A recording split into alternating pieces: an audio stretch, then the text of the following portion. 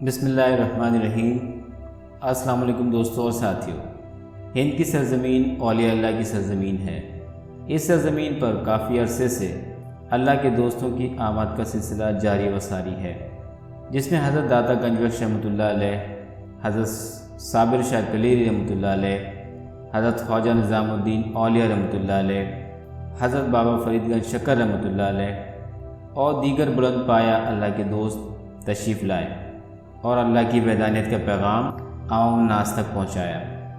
ऐसे ही एक नामोर सूफ़ी बुज़ुर्ग सुल्तानुल हिंद हज़रत ख्वाजा मोइन-उद-दिन चिश्ती अजमेरी रहमतुल्लाह अलैह सरज़मीन हिंद पर रसूलुल्लाह सल्लल्लाहु अलैहि वसल्लम के हुक्म पर तशरीफ़ लाए और अपने खुलूस, अपनायत, मोहब्बत और शफ़क़त से लोगों का दिल जीत लिया।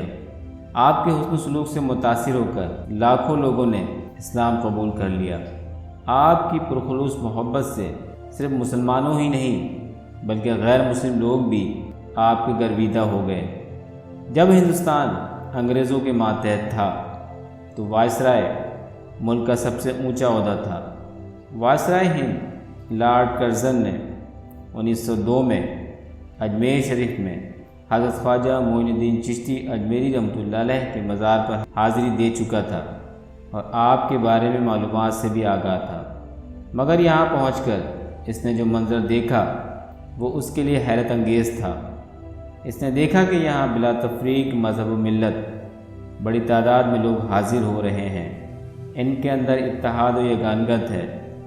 इस वायसराय ने अपनी किताब में लिखा, अज़ीम ख्वाजा की शख्सियत अज़मत व बुज़ुर्गी का एक मेयार है।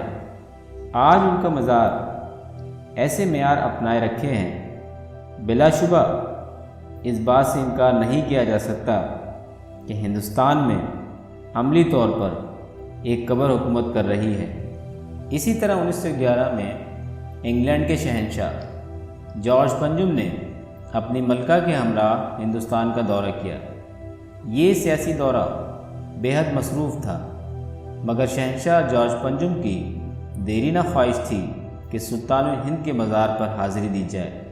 चुनांचा जॉर्ज पंजुम अपनी मलका के साथ आस्ताने पर हाजिर हुआ।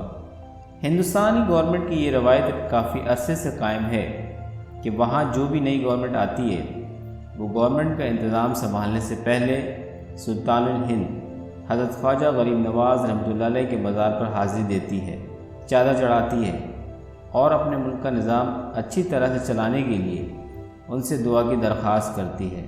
जिन काबिल ज़िक्र और अहम शख्सियात ने हाज़िरी दी उनमें जवाहरलाल नेहरू, इंदिरा गांधी, शंकर दयाल शर्मा, राजीव गांधी, अंदर कुमार गुजराल, डॉक्टर अली अहमद, अबुल कलाम आज़ाद और मनमोहन सिंह शामिल थे।